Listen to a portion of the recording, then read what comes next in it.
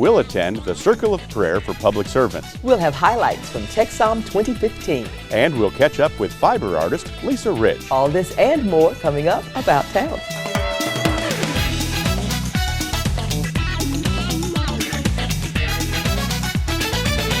Hello, everyone, and welcome to About Towne. I'm Kevin Caskey. And I'm Kathy Whiteman. We're so glad that you could join us today for news on the Entertainment Series of Irving's 60th anniversary season kickoff. We'll also have info about how your teen can get involved with Future Leaders of Irving. And Susan Kamyab is back with the stars of the new movie, Digging for Fire. As always, we invite you to email us. Let us know about stories you'd like to see and events you'd like to promote. So please email us at ictn@cityofirving.org. The Circle of Prayer for Public Servants, or COPS, brought churches from around Irving together in support of Irving's first responders. Here's some highlights from the day. As the sun rose over the Irving Criminal Justice Center, the crowd gathered. Too terribly comfortable. That would be a great help. We don't want to have to scream. It was a special day with a special purpose. To honor these police officers and these firefighters for everything they do within our community. Thank you very much. The name of the event explained its intention. It's called COPS. Circle for Prayer. The Circle of Prayer for Public Servants, COPS. It was to pray for our police officers, our firefighters, our first responders. They need to know that they're supported. Every time you turn around, the police officers can't sneeze, or they're being told that they sneezed wrong. And the most important thing is we didn't get one no from anyone. So that was the important thing, is every door open, there was none that were shut. It's just nice to get together to let them know that we care about them, we support them, and we want the Lord to protect them. I think right now we have so much going on in the United States that for everybody to come together as a community and to pray is something really special. COPS was conceived at a local church. This thing was birthed actually the Tuesday before 4th of July. One of the people in my church thought that it would be a great idea to support the police. In Lannon Henson, it was at her church, the sponsor church of this Hope Fellowship. Put a prayer of protection around our police department, our fire department, our first responders. The community responded with enthusiasm. I love the fact that this was a community-based event. You came up and you said, you know what, we see what's going on around the country, and we're going to hold our police, our officers, our fire department in respect. Younger attendees responded to the message too. I just always prayed for them, and it was just an honor to sing today. In the home of the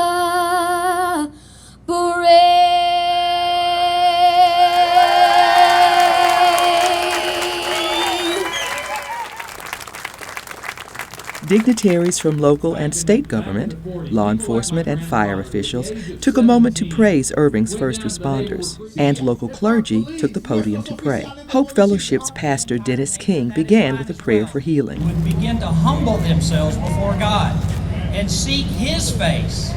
And we have to realize that we have to turn from our wicked ways. And when we do that, I believe with all my heart that God is going to do what He said. He will hear our prayers. He will forgive us of our sins, and He will begin to heal this great and mighty nation. And Councilman Dennis Webb, retired firefighter, concluded with a prayer for unity. I think the most significant thing was the prayer of unity, that we're all one people. One body. I think that speaks it all, is, we need to come together as one voice, one people. We're all Americans, we're all one race, the human race. And stand up for what we believe and pray for those that protect us. God bless America, my home, sweet home. This is Kathy Whiteman reporting. The event was coordinated by Hope Fellowship Church and the City of Irving. Visit hopeirving.org for more on Hope Fellowship. To learn more about the mayor's new initiative, High Five Irving 5-0, visit cityofirving.org. Part of the annual TEXSOM conference at the Four Seasons is the competition for the best sommelier in the state. Susan Kamyab was there, and she brings us these highlights. Check in, grab a glass, and sample an array of fine wines. The grand tasting has over 600 wines poured by over 80 suppliers with food, and the most exciting part of the grand tasting is when we announce Texas Best Sommelier. 24 candidates have competed over the last day, and tonight we announced the winner of Texas Best Sommelier competition. TEXSOM is a 3-day event held at the Four Seasons at Las Colinas. They're the seminars, they're educational seminars, and they're kept separate from any sort of marketing or promotional influence. Then in addition to that, we have a sommelier competition. And then the third element of that is, of course, networking and sponsored events where people can meet and greet and enjoy learning from each other. As people continued to fill their glasses, James and Drew explained what makes a great wine. Oh, a great wine could be many things. It could be something that's very quaffable and easy to drink if you're hanging out with friends on the patio. It could be something that's long-term cellar aging and great structure to it, so that you could have it on, a significant anniversary or a child's birthday or something like that. There are so many things that make a great wine. It's hard to define it really. It's really, what do you like? Lots of different things go into making great wine. History, terroir, which is location, site specificity, winemakers, things like that. But usually great wines come from very specific places. But a great wine should also be paired with some great food. The Four Seasons prepared an assortment of delectable snacks for the evening. The grand tasting is not just about the wine and food. It's also a chance for old friends to gather and reunite. For me, this event is almost like a homecoming. I get to see a lot of friends from around the business. I get to see a lot of friends that I only see once a year that I may have interacted with earlier in my career, but it's a great homecoming for me, and it's a great time to learn and experience new things. Well, I don't think Four Seasons has realized that Drew and I get to throw a party every year and invite all our friends. In reality, it's not quite that. But we do get to see a lot of people from around the world come in for this event, and it's really nice to catch up with them. It was a night to remember, and a huge congratulations goes to the winner of the 2015 TEXSOM Best Sommelier, Nathan Fausto. For About Towne, this is Susan Kamyab reporting. To get ready for next year's event, visit TEXSOM.com. The Entertainment Series of Irving celebrates 60 years this year with a stellar season. Mary Higby and Woody Chopra join me with all the details. It's great to see you guys. Thank you. Good to be here. 60 is a big, big number. Yes, it is. Woody, how long have you been involved with the organization? I was trying to believe, I think it was through 1970s. So I've been around 45 years. Okay, and that's hard to do when you're only 46. I know, only 46 years old. Thank you very much, Kathy. You're very welcome. Pay you later for that. Yeah, but it has been good. And Mary, what about you? I joined early 70s. I believe it was 72 or 73. Okay, and I cut you off, Woody. You were going to say the original name of the association. The Irving Community Concert Association. Yeah. And in fact, I still have clippings I've got on the internet from that time period, 1955, when they first met in membership planning for this organization. Well, it's exciting to have an organization that started out strong to continue to be strong 60 years later. Let's talk about the season that you guys have coming up. What are we looking forward to here? I think we all like the Beatles, of course. And we have a group called the Sgt. Pepper's Lonely Bluegrass Band. I like How about that name? And this band is a modern bluegrass band that plays songs of the Beatles. I like it. Now, one of the things that you guys are doing that's sort of to put the icing on the cake, so to speak, is you're going to be doing some special celebrations as a part of each of the concerts. What's coming up with the first one, Mary? Well, the first one we're going to honor the past board members. And so we sent out invitations to them and asked them to send in their memories. And I just picked one up today at the post office my way here, and it was from Dorothy Liebensberger, who was involved with that first board. In 1955. In 1955. And she said, where could you, Irving, have gotten these shows with these prices? She was a long, loyal, and has been a member all these years. For the entire 60 years. And so is Regina Story, another one. That is wonderful. Well, it's going to be really nice there to be a part of the evening, and you're, I'm assuming, going to read letters from all of the folks that send you little excerpts. We'll put them on Facebook and use them in a variety of ways, okay, yes. I think that's wonderful. So, briefly, Woody, what else is coming up with the season? Sounds like a great start. Did I mention the date there? Friday, September 25th is his first concert. Very soon. All right. Put that date down. Absolutely. Secondly, we'll be having the Presidio Brass, November the 16th. And this is a group of 5 young men that play brass instruments. That's great. And they're high, excellent quality as far as performing goes. So, Mary, what are you going to do as a part of that concert to celebrate? Well, we're going to have a silent auction and have some other special things, but mostly our silent auction is always a big thing. And following that, then will be The King is Back, and that's Craig Parker. That's on his birthday, January 8th. Oh, that's great. The king lives. That's right. He does. That's and right. we will have a parade of attire from the 50s. That's from great. long sideburns to poodle skirts. All right. And what's your final concert of the season? We're having a classical tenor, countertenor actually. Oh my His goodness. name is Terry Barber. Classically trained, it does all kinds of music. Now countertenors are very rare. They can sing from very low to very high. Wow. And again, he's one of the most beautiful sounds as far as quality goes you'll ever hear. Oh. But Terry Barber will be here, and we're so happy to have him. He'll be doing a mixture and a variety. You might say musical tunes, classicals, and all variety of music. That is absolutely wonderful. It sounds like the season that you guys have planned is magnificent. So there's going to be a special celebration, of course, then. Yes. At the end, what's that going to be? We're going to have a reception to celebrate the successful year. That's wonderful. So folks, get your tickets soon, soon, soon, so you won't miss the concert, and that's the Sgt. Pepper Lonely Bluegrass Club on September. Bluegrass Band on September 25th. And can we go to entertainmentseries.com? You can, but the tickets are purchased through the box office, 972-252 Arts. Fantastic. Woody, Mary, thank you so much for coming today. We're excited to celebrate 60 years with you in this community. Thank you. Thank you very much, Kathy. Back to you, Kevin. Susan Kamyab talks with the stars of the new comedy, Digging for Fire. Hey Lee, look what I found on the hill. My guess is it's an animal bone, and there just happened to be... Some other animal shot it. Yeah. Hi, Mom. Thinking about coming down. I just need a break. I'll do the taxes. No, but see, and then do you see what happens? And then... Why isn't Daddy? Sometimes mommies want daddies to pitch in, and if you don't, mommy comes after you and goes, rawr. So daddy is at home doing his homework. Well, congratulations on the film. Thank you. I really did enjoy it, and like I was telling you before, it's because I actually could connect to it because I feel like it touched on aspects in relationships that I tend to be like worried about, and it was cool to just see that discussed on the screen. I know there wasn't a script, but one of my favorite lines was when Sam Elliott's character says to Lee, he's like, they're talking about love, and he's like, love, what does that mean anyways? Like, is it getting what you want or giving somebody what they want? How would you guys answer that question, or how would you define love in general? Steven? You know, I always say that Sam Elliott's always right. So what he said, for sure, both answers.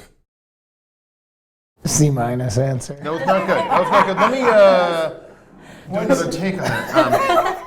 I think it's a mixture of both, to be honest. I mean, like you're, giving up your life, not giving up your life, but you're, making compromises in your life to make someone else happy. If you're doing it right, I think. So, yeah. That's kind of one of Sam Elliott's answers, right? Yeah. Yeah. That was better. That was like a B. B-. That was better. Let's see what you got. I think love is definitely a partnership, and I think I don't see this movie, and I've now talked about it a lot, as a relationship that's really bad and awful and something to be afraid of, because I think it's what happens when you have kids and you enter the next phase where it is work, and it's not necessarily the honeymoon, but the love is still there. And so this movie is kind of about that moment of a relationship when you don't want to leave the person, but you just kind of want a breath of your being yourself again, to discover if maybe you want to go back home and be in that thing again, or to go your own way. And so for me, love is about a partnership, it's about that connection, and it's also about your own individual space. Right. And good job. All right, fine, you were great. Or I'll do Steve's answer. Sam Elliott's question D is the option. Both great answers, honestly. And so it's clear that Lee and Tim, they want to have this space kind of from each other this weekend. And she brings up an interesting line too when she says, like, am I a couple or am I still a person? And I mean, I've definitely seen that, like when people get in relationships, they kind of conform into one and they lose their individuality, I guess. But how would you guys say, like, what's the best way to kind of maintain a healthy relationship but still be your own person? There was a great quote I heard about love that I like, and that love is not looking in each other's eyes, but it's looking out towards the future together. And what I like about that is that kind of codependent honeymoon thing where it's just you become one person, eventually that's going to burn out. But if you find somebody that you're comfortable to sit next to and look forward together, that feels more like the kind of love that can last. Steve? Yeah, really? Damn, okay. What Sam Elliott said about donut holes was right. I think love's about letting someone choose the restaurant every time. Right. No, that's actually very important to me. No, but it's about, I mean, like, can they be a good friend? Like, do I like spending time with this person? Because, like, I feel like I know people who are in relationships and they're like, oh God, just need to get away from her. But like, we're both away from our wives right now, and we're not like, yeah, thank God, I mean, it's nice to hang out with Jake, but like, I miss my wife already. Do you not yourself right now? I found something! I feel like you're... Woo! What do you think is going on here? Digging for Fire is currently playing at AMC Irving Mall and Regal MacArthur Marketplace. For more of Susan's reviews and interviews, visit thischicksflix.com. If you want to know that your future's in good hands, you try to raise good leaders. Well, that is why we're here to talk today about the Future Leaders of Irving with Jill Martinez and Joe Chapa. Thank you guys so much. I have had the opportunity to meet some of the kids that have been involved in past programs with you, Jill, when they've come to the station to kind of learn about what we do here. And uniformly, I've been impressed with the kids that you bring in. So tell me a little bit about the program. The program is in about its 6th year, and it's a program for high school seniors who live in Irving. And we take them through, during the school year, we meet once a month, and we work on leadership, team building skills, and we introduce them to career opportunities, educational opportunities. We have a day where we take them through the city and they meet the city manager, learn about the city, how the city operates. We take them to nonprofits. We do communication, and that's why we've brought them here. Yes. That's always one of their favorite days. I'm always glad to hear that. Oh, they just have great fun. That's wonderful. And then we have a graduation ceremony every April. So they go through quite a bit. They and do. There's a lot of support in the community, which is where the foundation comes in. Joe, will you talk a little bit about what that is? Certainly. The U.S.-Mexico Cultural and Educational Foundation, which is a sister organization of the U.S.-Mexico Chamber of Commerce, which is headed up by Mr. Al Zapanta, president of both organizations, had the initial vision about 5 or 6 years ago about Future Leaders of Irving program. So we began and brought in some excellent partners into the program, the City of Irving, the Irving School District, the YMCA, the La Buena Vida Foundation, and of course now the foundation, the Irving Schools Foundation. That's great. So a very broad-based support throughout the community in support of all these kids. The YMCA. In the YMCA. Was one of the original Good organizations. So when you are looking for these kids, you're looking for some particular things. Can you describe that? Well, as I said, they must live in Irving and be high school seniors. But we're not looking for the valedictorians. We're always looking for that next level. Those kids who, B and C students, who would probably not have opportunities like this if it weren't for this program. So you want kids. They don't have to be, as you said, the valedictorian. They don't have to be the outstanding athlete. They have to be kids who care enough about their future and the future of their community to get involved. Exactly, exactly. And they're recommended by counselors who have some sense of who the kids are and if they show leadership potential. So, how do they apply and when is the deadline? Okay. Excuse me. They can apply online at www.futureleadersofirving.org, and there's an online application they can fill out there, and it's got the schedule. It's got a pledge that they print out and sign. all the details are there. So www.futureleadersofirving.org. All right, wonderful. Thank you guys so much for being here today and sort of spreading the news so that we can let kids know about this opportunity. Applications are due by September 22nd, and that's at futureleadersofirving.org. Thanks so much, you guys. Oh, thank you, Kathy. Back to you, Kevin. Fiber artist Leisa Rich returned to Irving to share her work and techniques with artists in the community. We caught up with her to bring you this update. I'm Leisa Rich, and I'm obviously the instructor for the workshop today. The Irving Arts Center has a well-deserved reputation for presenting art classes featuring new techniques taught by excellent instructors. So I'm going to demonstrate this right now, the steaming over a form. Leisa Rich returned to Irving to teach a day-long class for adult artists. Let's just leave it there for tonight.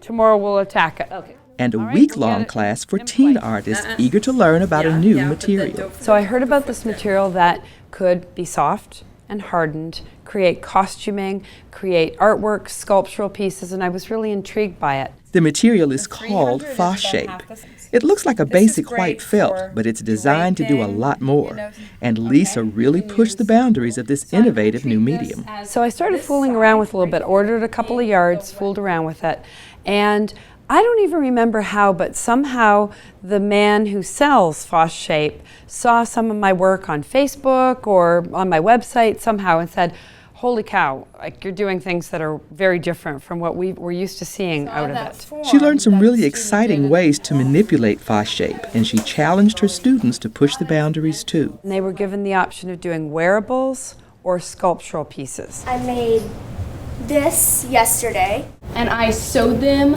and hot glued them onto a headband so I could wear them. I just finished sewing them on, and there we go. Nathan's using an industrial steamer to create wings that will stand out from the hat that he's made. The young artists were challenged, and they loved it. Amazing job. To see how cathartic it was for them. They didn't look at their phones. They didn't play any games. They didn't hold their cards out but once. If you're excited about learning with a great teacher, Leisa will be returning to the area for more workshops in 2016. This is Kathy Whiteman reporting. To learn more about Leisa's work, visit monalisa.com. Starfire Productions has a wonderful opportunity for young girls coming up very soon. Joining us with all the details are Maya Hayes and Kata Shabazz. Ladies, thank you for traveling over to visit with us for a little while. Thank you so much. So Maya, you're the owner and artistic director of MCDC. Tell us what that is. MCDC, the Maya Christine Dance Company. They're a youthful, semi-pro youth group, and they're my performance team, so I'm leading them on to the stars where they belong. I think that's wonderful. Now, you know a little bit about that, and we actually have a prior relationship because yes, we do. I interviewed you once right on the cusp of something that you really wanted to do. Talk about that. Absolutely. Back in 2002, I made it as a rookie Dallas Cowboys cheerleader, and yes, our interview was epic for me. Well, thank you. That's very sweet of you to say that. I remember doing those interviews, and it was always a lot of fun to actually get to meet the young ladies that were sort of launching maybe a career, maybe not, maybe just doing it for fun. But for you, it was definitely the start of a career. So how has that shown up with MCDC? Well, this year I actually celebrated 28 years in business. Owned my first dance studio when I was 15 years old. So coming out of high school and going into the NBA first and then dancing for a lot of music artists, Mr. James Brown and Earth, Wind & Fire, I decided to go into the NFL around the age of 25. So it definitely heightened what I wanted to do next in my dance career. So being DCC has been everything. I'm still very active with them as an alumni today. That's wonderful. So Kata, you got involved with the organization as its president. So tell me a little bit about why you were excited about what Maya was doing. Well, I would say Maya has been a blessing to my daughter as well as all the daughters on the squad. And so when you look for putting your daughter somewhere where she can grow, all the activities, performing for Lieutenant Span of the Tuskegee Airmen, performing for the Christmas parades, those are community events in which they get to also go out and share what dance is about. And so it has encouraged them, enlightened them, and they have such a sisterhood. That is wonderful. So There's an opportunity to audition for your dance company. Talk about that. This year we've expanded so much further than our boundaries around us. So we are definitely holding an open casting audition for ladies ages 7 to 17. Okay, what do the girls need to do to register? They'll need to send us an email. They can email me at starfireproduction@gmail.com, and I'll get them an invite sent over and their application and everything. That is great. Okay, so young ladies, the auditions are coming up September 12th, so get that email over to starfireproduction@gmail.com as quickly as you can so that you can find out all the rest of the details for getting involved. Ladies, thank you so much. I'm excited about your venture and hope you get a lot of fabulous young ladies out there. Wait. Thank you. Thank you. Thank you. Back to you, Kevin. The Irving Art Association presents the 14th Annual Wildlife and Domestic Animal Art Exhibit at J.C. Park through September 24th. Here's a look and a list of ways for you to take a walk on the wild side about town.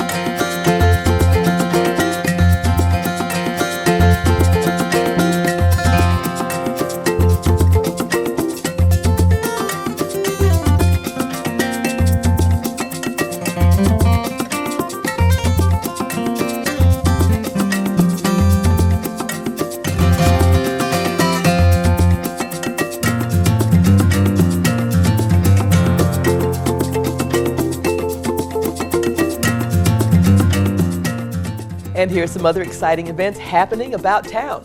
The Irving Black Arts Council presents Black London, Saturday, September 12th at 7 p.m. in the Dupree Theater. And the 5th annual Sounds of Mexico concert, presented by the Chamber's Sister Cities program, comes to Carpenter Performance Hall on Friday, September 18th at 8 p.m. Call 972-252-ARTS for ticket information for both events. And the Irving Main Street event returns to the Heritage District September 18th and 19th with music, food, kids activities, and the Manifolds on Main Car Show. Visit irvingevents.org for more information. And that's all for this edition of About Town. Thanks for joining us. Please be sure to tune in next time for all the fun of the Irving Main Street event. We'll have stories on all the music, food, and fun, and of course, the Manifolds on Main Car Show. We'll leave you tonight with more from the Justin Exit Band in performance at the La Cima Charity Classic. For About Town, I'm Kathy Whiteman. And I'm Kevin Caskey. Have a great evening. About Town.